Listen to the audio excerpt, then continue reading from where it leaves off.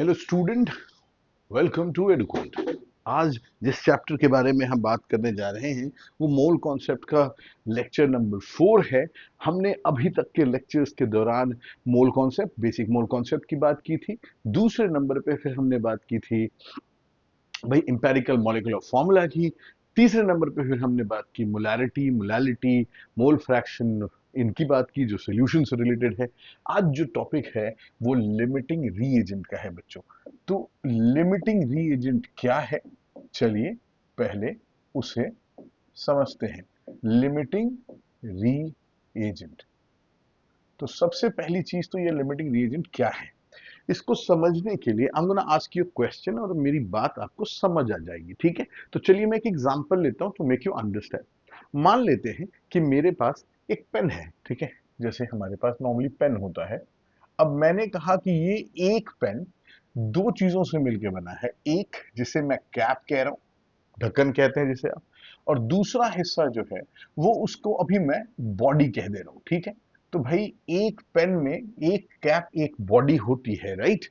अब बहुत सिंपल सवाल पूछ रहा हूं, जवाब अगर आपको पता होगा तो आप लिमिटिंग रीजन को बड़ी आसानी से समझेंगे। मैंने कहा मान लीजिए किसी एक पेन को बनाने के लिए एक कैप एक बॉडी की जरूरत होती है। मेरे पास 10 कैप्स हैं और मेरे पास 12 बॉडीज हैं। तो आप मुझे बताएं कि मैं कितने पेन बना पाऊंगा। आप बोलोगे सर ये तो बड़ा सिंपल सवाल है। जवाब बहुत सिंपल है, क्योंकि एक कैप एक बॉडी के जुड़ने से बनता है। आप देखते बताओगे सर कैप कम है बॉडी ज्यादा है, इसलिए बॉडीज दो बच जाएंगी, लेकिन जो नंबर ऑफ पेन है वो किस पे डिपेंड करेगा, कैप्स पे। तो आपने कहा सर एक कैप से एक पेन बनता है, तो हमारे पास 10 है जो कम है, और 10 कैप से 10 पेन बनेंगे। तो मैं आपसे बोला बॉडी पे क्यों नहीं डिपेंड करते, बोलोगे सर बॉडी ज्यादा है, और ज्यादा है तो वो बच जाएगा, बिना कैप के तो पेन नहीं बन सकता, राइट। तो एक बात समझ आई। अब अगर मैं फिर से सवाल बदलूं, अब मैंने कहा नेक्स्ट केस में कि भाई मेरे पास एक पेन है जो दो कैप और एक बॉडी के जुड़ने से बनता है, ठीक। तो आपने पूछा ठीक, मैंने बोला ठीक है। तो अब एक बात बताएं, अगर मेरे पास 20 कैप्स हो जाएं, राइट, और मेरे पास 12 बॉडीज हो जाएं, तो आप कितने पेन बनाओगे, राइट। सवाल बहुत सिंपल है, 20 कैप 12 बॉडीज, कितने पेन बनेंगे। अब आप कहोगे यार सही बात है। अब आप दिमाग में लगाओगे कि दो कैप को एक बॉडी चाहिए, तो 20 को तो भाई मेरे पास अगर दो को एक चाहिए तो 20 को तो 10 ही चाहिए था, मगर बॉडीज तो ज्यादा है मेरे पास। इसका मतलब अगेन इस बात से, अब आप देखो अगर आप आंसर अपने आप मन में भी सोचोगे तो आप बोलोगे सर ये तो 10 ही कैप 10 ही पेन बना सकते हैं। अगेन द क्वेश्चन इज, यहां आपने जब मैंने आपसे सवाल पूछा तो आपने ये नहीं सोचा कि कौन ज्यादा कौन कम नंबर में है, आपने सोचा रेशियो में कौन ज्यादा कौन कम है, और तब आपने देखा कि सर ये तो 2:1 का रेशियो होना चाहिए था, मगर ये तो भाई 2:1 से ज्यादा है, भाई बॉडी ज्यादा है, और इसलिए आपने कहा जो कम है वो डिसाइड करेगा। फिर से दो बॉडीज बच जाएंगी, तो 20 कैप से हम कितने पेन बनाएंगे, 10। अब बच्चों मैं जो यहां पर जो आपने ये कैलकुलेशन किया है, मैं इसी को समझाने जा रहा हूं कि आपने इन कैलकुलेशंस में क्या किया। तो मैं आपको जो बता रहा हूं वो स्टेप्स हैं, और यही लिमिटिंग रीजन का यही सारे स्टेप्स लिमिटिंग रीजन में यूज होते हैं। अब मैं आपको एक चीज दिखा रहा हूं। अब जो स्टेप आपने पेन में किया वही मैं अब यहां पे करने वाला हूं, ठीक है। तो आप देखें कि कितनी आसानी से लिमिटिंग रीजन समझ आ जाता है आपको। अब अगर मैंने यहां कहा, पहले तो लिमिटिंग रीजन क्या है, तो हम कहते हैं it is that reactant of a reactant in a reaction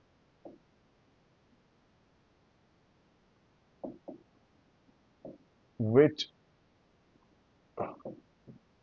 gets used up first in the reaction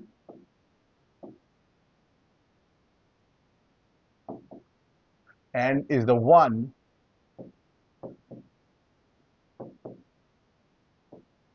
that determines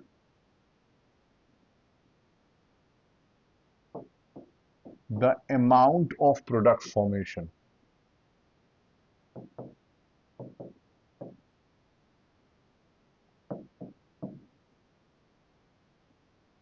आपने क्या कहा, मैं फिर से रिपीट करूं, आपने कहा वो reactant which gets used up first in the reaction, जो रिएक्टेंट में वो रिएक्टेंट जो पहले यूज अप हो जाता है और वो जो डिटरमिन करता है कि प्रोडक्ट कितना बनेगा, उसे कहते हैं लिमिटिंग रिएजेंट।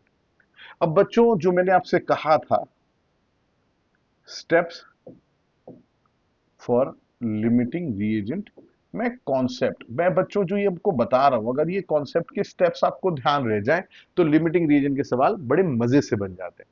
सबसे पहला काम, अब आपने जो किया मैं वही लिख रहा हूं। आपने याद है भी, जो मैंने एक सवाल पूछा कैप को बॉडी कैसे की, आपके वाले आपने जो सोचा, आपने जैसे सोचा मैं बस उसे लिख रहा हूं, ठीक है। अब देखें यहां पर क्या भाई, आपने सबसे पहला काम क्या किया, आपने identify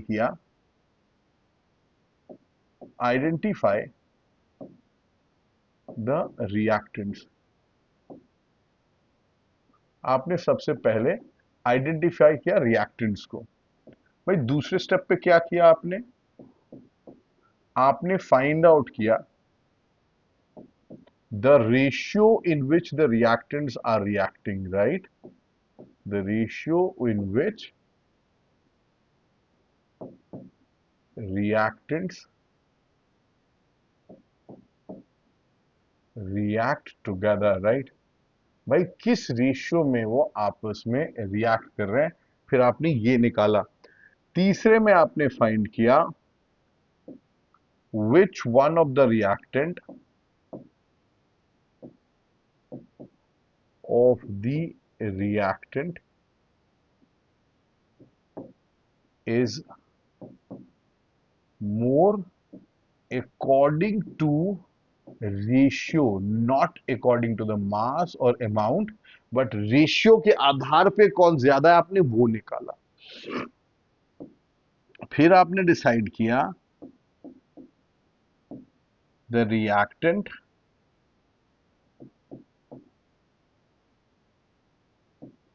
which completely gets used up is limiting reagent।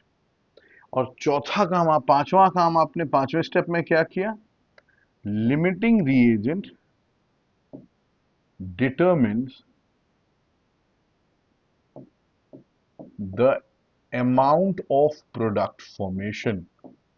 Numerical बनाऊंगा तो और आपको क्लियर होगी मेरी बात। तो आपने जो किया मैंने वही किया कि भाई कितना प्रोडक्ट बनेगा वो कौन डिसाइड कर रहा है, लिमिटिंग रीएजेंट कर रहा है, ठीक है। तो लिमिटिंग रीएजेंट डिसाइड कर रहा है, उसके बारे में बात की हमने, ठीक है। तो हमने देखा कि भाई लिमिटिंग रीजन में कौन से स्टेप्स फॉलो करते हैं। बच्चों मैं इसके साथ कुछ न्यूमेरिकल्स में चल रहा हूं आपके साथ और आप देखेंगे। तो मैं चलिए इसे क्लियर करता हूं। आई होप लिमिटिंग रिएजेंट क्या है समझ गए होंगे। बच्चों लिमिटिंग रिएजेंट एक टॉपिक स्टोशियोमेट्री, इसके बाद जब मैं आखिरी टॉपिक पांचवें टॉपिक पे हूंगा मोल कॉन्सेप्ट के, उसे स्टोशियोमेट्री कहते हैं। ये स्टोशियोमेट्री का ही हिस्सा है। कुछ बुक्स में स्टोशियोमेट्री का मतलब बहुत सिंपल है, mole concept related to chemical equations, balance chemical equations की मदद से जब हम मोल कॉन्सेप्ट के सवाल सॉल्व करते हैं उसे स्टोशियोमेट्री कहते हैं। And you can easily understand कि भाई लिमिटिंग रीजन भी इक्वेशन से सॉल्व होता है, तो ये भी स्टोशियोमेट्री का हिस्सा है। तो कोई कहे कि ये स्टोशियोमेट्री है, हाँ जी बिल्कुल स्टोशियोमेट्री है। थोड़ा सा डिफरेंट है, कैसे वो बाद में पता चलेगा, बट हाँ चलिए चलते हैं। Different in the sense question के टाइप अलग होते हैं। लिमिटिंग में क्या होता है, दो रिएक्टेंट होंगे, दोनों रिएक्टेंट के अमाउंट दिए हुए होंगे। स्टोशियोमेट्री में नॉर्मली एक रिएक्टेंट देके एक प्रोडक्ट पूछा जाता है, ठीक है। तो ये लिमिटिंग। अब चलिए मैं एक सवाल लिख रहा हूं। जैसे मैंने यहां एक सवाल लिखा, मैंने कहा 10 moles of H2 reacts with 10 moles of O2 according to equation 2H2 plus O2 gives you 2H2O। Find out. और बच्चों इसमें तीन ही सवाल पूछे जा सकते हैं। लिमिटिंग रिएजेंट, दूसरा मोल्स ऑफ प्रोडक्ट यानी वाटर फॉर्म्ड, एंड तीसरा moles of reactants left in. ठीक है जी। तो भाई पहले तो ये बताओ कि लिमिटिंग रीजन कौन है, फिर प्रोडक्ट कितना बना है, और आखिरकार कितने मोल्स बचे अगर किसी के बचे हैं तो चलो मैं इसका आंसर आपको बताता हूं कि हम इसे सॉल्व कैसे करें। कुछ एक सीधी सी बात है, सबसे पहले तो एक बैलेंस्ड इक्वेशन का होना जरूरी है। तो मैंने लिखा 2H2 plus O2 gives you 2H2O। हमेशा याद रखिएगा, the language of the question means a lot. It means in this case they have given you moles and they ask you moles, तो हम भी उसी लैंग्वेज में बात करेंगे। सबसे पहले क्वेश्चन पढ़िए, क्वेश्चन में इसने क्या दिया है, इन्होंने दिया है, अगर मैं कहूं तो ये गिवन है in the question. Given in the question क्या दिया हुआ है कि इसके 10 moles is reacting with 10 moles of O2। ठीक, और इसके नंबर ऑफ मोल्स पूछे गए, यही सवाल है हमारे पास, राइट। अब जिनके जिनके दिए गए हैं और जिनके बीच में रिलेशनशिप है, आप उनको अकॉर्डिंग टू इक्वेशन अब लिखोगे। अब इक्वेशन में क्या दिखता है, 2 मोल हाइड्रोजन का रिएक्ट कर रहा है 1 मोल ऑक्सीजन से और 2 मोल वाटर बन रहा है, राइट। तो कैन आई राइट 2 मोल्स, और ये अकॉर्डिंग टू इक्वेशन है, गिवन से मतलब नहीं है, ये हमेशा फिक्स ही रहेगा, इक्वेशन एक है तो एक ही रहेगा। Mole 1 mole of this reacting to form 2 moles of water, right, यही लिखेंगे ना भाई। और अब देखिए यहां इससे पता करना है लिमिट। देखिए बड़े एक तो सिंपल तरीके से पता चल जाता है, आप सॉल्व करके भी पता कर सकते हैं। 2 मोल को 1 मोल चाहिए तो भाई 10 को 5 ही चाहिए होगा ना, सीधा कॉन्सेप्ट है। मैंने इजी नंबर्स जानबूझ के लिए हैं, डिफिकल्ट भी होगा तो देख के पहचान सकते हैं। अगर 2 को 1 चाहिए तो 10 को 5 चाहिए, मेरे पास यहां 10 है, यानी O2 है ज्यादा अमाउंट। बच्चों याद रखना, जो ज्यादा अमाउंट में है वो लिमिटिंग नहीं है। और एक बात और अगर कर सके जरूर करें, जो जैसी पता चले कि कौन ज्यादा अमाउंट में है, उसे राइट हैंड साइड में रखकर इक्वेशन लिखें, रिलेशन लिखें। मुझे पता चला O2 ज्यादा है तो मैं क्या लिखूंगा, मैं लिखूंगा सिंस 1, मैं O2 को राइट में लिखूंगा तो मैं लिखूंगा 2 moles of H2 needed 1 mole of O2, therefore 10 moles of H2 will need, भाई कितना, 1/2 into 10, 5 moles of O2। अब यहां देखकर मुझे क्या पता चला कि यूज होगा 5 मोल, है 10 मोल, यानी O2 तो बहुत सारा बचा हुआ है जो खत्म हुआ, यानी 10 के 10 मोल हाइड्रोजन के चले गए। यानी हाइड्रोजन, तो हमने यहां लिखा since hydrogen gets used up first in the reaction,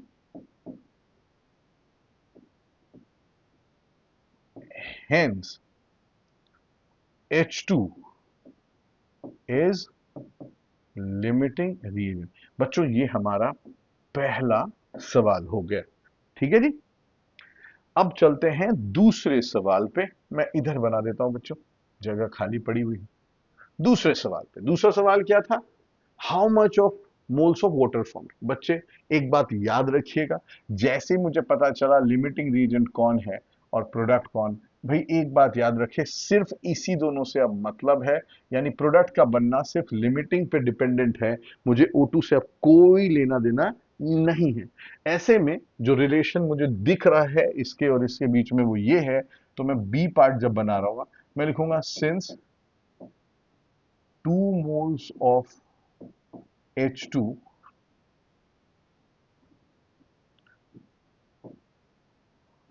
produces 2 moles of water, therefore 10 moles of O2 H2 will produce, obviously बच्चों 2/2 इंटू 10 यानी 10 मोल्स ऑफ H2O, है ना। तो 2 मोल से 2 बनता है तो 10 से 10 बनेगा सीधा। तीसरा मैंने क्या बोला था आपको, अगर बचा है तो क्यों। देखो बेटा, याद है मैंने आपको थोड़ी देर पहले क्या बोला कि हमेशा जो ज्यादा हो उसे राइट में करके रखो। इसका फायदा ये होता है कि आप फर्स्ट स्टेप में आपको पता चल जाता है कितना यूज हुआ, कितना बना बचा, बड़ी आसानी से निकलेगा। यानी number of moles of H, sorry, number of moles of, कौन बचा है भाई, तो O2 बचा है हमारे पास, left will be equal to, भाई हमारे पास था कितने मोल्स, 10 मोल थे, यूज कितना हुआ 5 मोल, तो बचा कितना मोल, 5 मोल ऑफ O2 बच गया। ये है कॉन्सेप्ट लिमिटिंग रीएजेंट का, राइट। आप समझ गए होंगे पहले क्या निकाला, कौन ज्यादा कौन कम। जो ज्यादा है वो लिमिटिंग नहीं है, कम वाला लिमिटिंग रीएजेंट है। उससे हमें पता चला कि हाइड्रोजन एक लिमिटिंग रीएजेंट है। उसके बाद जो लिमिटिंग रीएजेंट है उसे प्रोडक्ट से कनेक्ट करेंगे, रिलेशनशिप के आधार पर प्रोडक्ट निकाला, और आखिरकार जितना बच गया था वो रिएक्टेंट। आई होप आप ये समझ गए होंगे। चलिए इस क्वेश्चन से बाहर निकलते हैं, मैं हटा रहा हूं बच्चों इसको, और हम चलते हैं नए सवाल पे। अब एक सवाल लिखा मैंने, अब मैं स्टेटमेंट नहीं लिखूंगा, मैं सीधे इक्वेशन को सॉल्व कर रहा हूं। N2 plus 3H2 gives you 2NH3। बच्चों ये एक हैबर्स प्रोसेस, ठीक। किसी ने मुझे सवाल में दिया, गिवन मेरे को दिया गया है कि भाई ऐसा है, गिवन क्या है मेरे पास, तो मेरे पास कहा गया कि 20 ग्राम्स ऑफ नाइट्रोजन, ध्यान सुनिएगा क्वेश्चन सिंपल है, 20 grams of nitrogen reacts with 10 grams of hydrogen to form ammonia. तो मास ऑफ अमोनिया कितना होगा निकालिए। सवाल फिर से सुनिए, 20 grams of nitrogen reacts with 10 grams of hydrogen to produce ammonia. Find out how much of ammonia produced, limiting reagent, and third, how much of the reactant left unreacted। मैं तीनों हिस्से फिर से निकालूंगा। अब पहले तो इन लोगों का मास दिया, मैंने कहा था द लैंग्वेज इज इंपॉर्टेंट। उन्होंने वहां मोल दिया तो मैंने मोल की बात की, यहां मास देगा, मास की बात करेंगे। और मास कैसे लिखते हैं, बहुत सिंपल है बच्चों। आपने मोल कॉन्सेप्ट इतना पढ़ लिया, आपको अच्छे से पता है एक मोल का मतलब 1 मोलर मास है। तो 28 ग्राम ऑफ नाइट्रोजन यहां रिएक्ट कर रहा है 6 ग्राम हाइड्रोजन से, और प्रोड्यूस करता है 34 ग्राम ऑफ अमोनिया। अब देख के पता चलता है कि 28 को 6 चाहिए, तो भाई 20 को डेफिनेटली, अब ये देखिए ना इन दोनों के बीच में तकरीबन 5 के आसपास का डिफरेंस है, 6 5 30 होता है। भाई ये 5 टाइम्स तो कम नहीं है ना, ऑब्वियस बात है, ये तो सिर्फ आप, यानी एक बात तो तय है, इससे ये पता चलता है कि जहां 28 को 6 चाहिए यानी ऑलमोस्ट 5 टाइम्स कम चाहिए, ये बहुत ज्यादा है, यानी यहां हाइड्रोजन ज्यादा है। तो पक्की बात है N2 लिमिटिंग। बच्चों ये जरूरी नहीं है कि आप देखकर पहचान सके, आप जहां, अगर आपको ना समझ में आ रहा हो तो जो मर्जी आप स्टेटमेंट इक्वेशन इन दोनों को रिलेट करते हुए कुछ भी लिख सकते हैं। जैसे अब मैं आपको बताऊं, तो मैंने, मेरे को पता चला, तो अब मैंने ऐसे लिखा, मान लीजिए मैं दोनों तरीके से इस बार लिख के दिखाता हूं आपको, ताकि आप मेरी बात समझ सके। जैसे मुझे नहीं पता चला कौन लिमिटिंग है, ठीक है, तो अब मैंने लिख दिया गलती से कि चलो भाई, मैंने लिखा सिंस 20, दूसरा लिख देते हैं, नहीं तो सही हो जाएगा। तो अब मैंने लिखा कि since 6 grams of hydrogen needed 28 gram of nitrogen, therefore 10 gram of hydrogen will need 28 by 6 into 10, right। भाई आप इसको करें,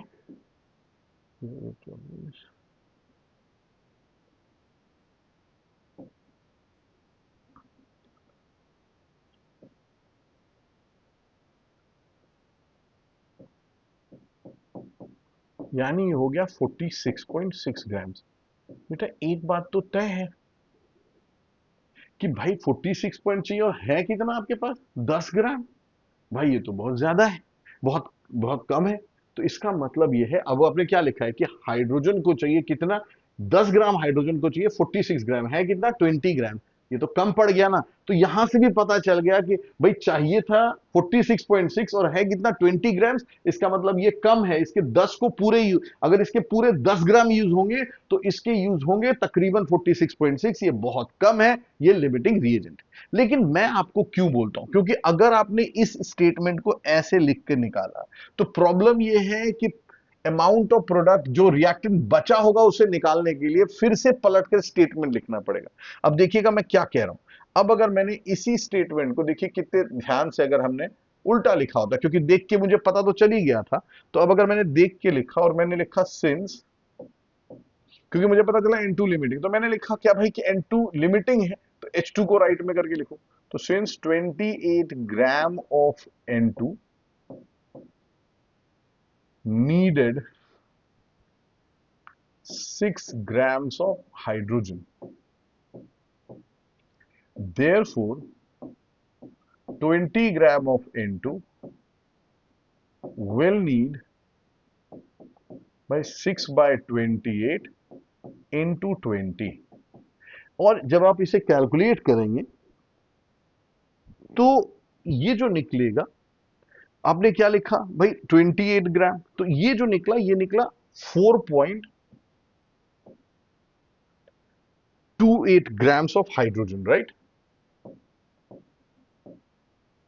अब एक बात सोचिए, इस पॉइंट से मैंने ये भी निकाल लिया कि मेरा हाइड्रोजन कितना यूज हुआ है, तो मेरे पास जितना है उसमें से माइनस करके मैं आराम से लास्ट प्रोडक्ट निकाल सकता हूं। लेकिन पहला पार्ट था, तो मेरे को यहां यूज करके पता चला कि जब नाइट्रोजन का पूरा 20 जाएगा तो इसका सिर्फ 4.28 ग्राम जाएगा, जबकि है कितना 10, तो ये बहुत ज्यादा है। तो मैंने लिखा since N2 gets used up first, therefore N2 is limiting reagent. बेटा पहला पार्ट हो गया कि लिमिटिंग रिएजेंट कौन होता है। मैंने हमेशा कहा 3 पार्ट होते हैं, उससे ज्यादा होते ही नहीं। उससे कम पूछ सकते हैं, कोई एक हिस्सा पूछकर छोड़ सकते हैं, मगर अगर मैक्सिमम पूछा तो ये होगा। दूसरा क्या भाई, प्रोडक्ट बताओ कितना हो, ठीक है जी। अब क्योंकि लिमिटिंग रिएजेंट ये है और प्रोडक्ट ये है, तो मुझे सिर्फ इससे मतलब है। तो क्योंकि मास पूछा गया है तो मैंने लिखूंगा सिंस, हमेशा पहला स्टेटमेंट अकॉर्डिंग टू इक्वेशन यानी रिलेशनशिप लिखते हैं आप। तो 28 ग्राम ऑफ, हमेशा पहला स्टेटमेंट वहां, फिर कितने का पूछा गया वो निकालते हैं। ऑफ N2 प्रोड्यूसेस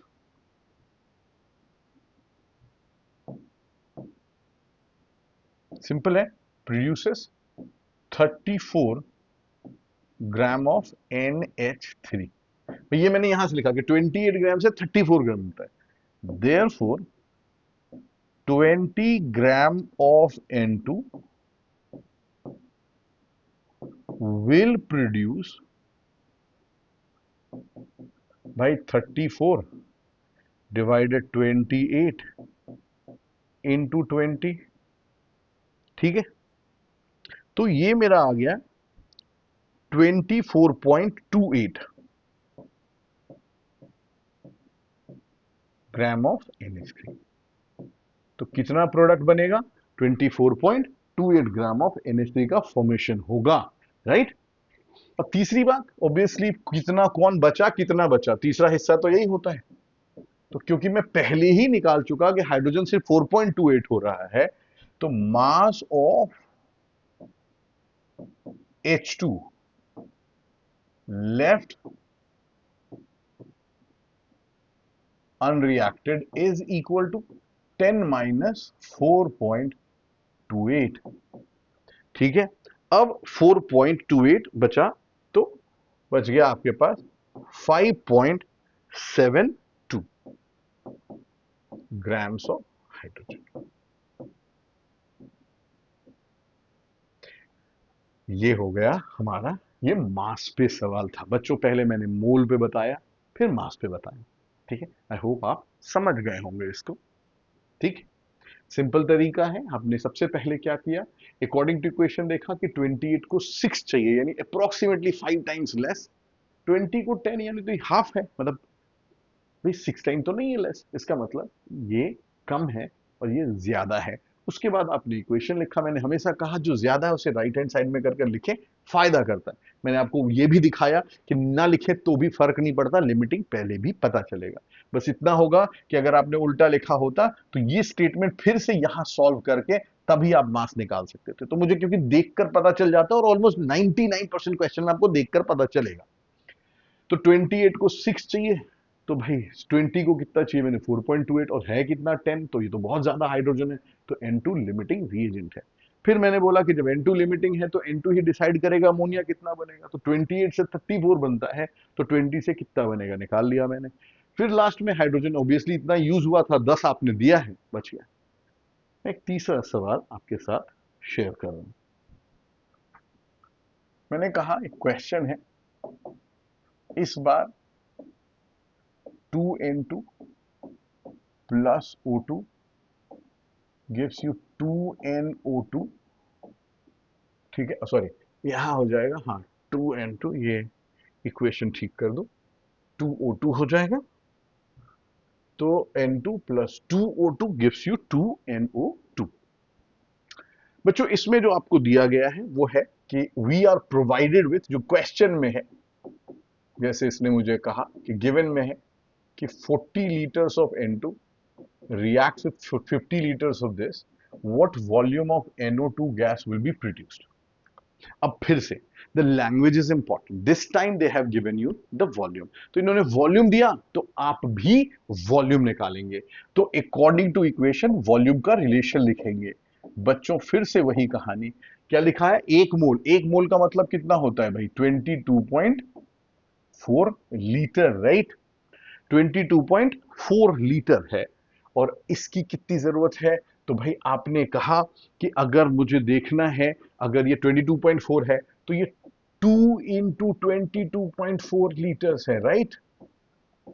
और ये बना कितना है, तो ये बना है 2 इंटू 22.4 लीटर। भाई 2 मोल है, 2 मोल को 22.4 लीटर कहते हैं। तो एक बात तो देखने को मिला कि जितना चाहिए उसका डबल ये चाहिए, भाई डबल तो नहीं है, यानी O2 कम है, जो कम है वो लिमिटिंग रीएजेंट है। तो ज्यादा कौन है, N2। तो चलिए रिलेशन लिखते हैं। तो अगर मैं रिलेशन लिखूं, फिर मैंने बोला ज्यादा कौन है, N2, तो उसे राइट हैंड साइड में करके लिखेंगे। क्यों मैंने बोला, क्योंकि अगर 22.2 को 2 इंटू यानी ट्वाइस ऑफ दिस चाहिए था, तो भाई 40 को 80 चाहिए होगा ना, यहां तो नहीं है, इसका मतलब ये कम है। तो मैं क्या लिख सकता हूं, सिंस, अब क्योंकि ये ज्यादा है, पता चल गया मेरे को, तो 2 into 22.4 litre of O2 reacts with 22.4 liter of N2, right? Therefore, sorry, 50 liter of O2 will need 22.4 divided by 2 into 22.4 into 50, यानी 25 लीटर ऑफ N2, राइट। भाई इसका मतलब है कि जब O2 का पूरा 50 लीटर जाएगा, इसका सिर्फ कितना खर्च होगा, 25 लीटर। तो पता चल गया, since O2 is used up first, therefore O2 is limiting reagent. तो बेटा पहला पार्ट तो हो गया कि लिमिटिंग रीएजेंट कौन है। मैंने हमेशा क्या कहा है, जो लिमिटिंग है उसे कनेक्ट करते हैं किसके साथ, इसके साथ। तो अब दूसरा हिस्सा क्या है, कितना वॉल्यूम ऑफ NO2 बनेगा। तो सिंपल है यार, बच्चों देखो ध्यान से, सिंपल क्या है कि क्या दिख रहा है, 2 मोल से 2 मोल से, यानी 2 into 22.4 litre of O2 produces 2 into 22.4 liter of NO2, therefore 50 liter of O2 will produce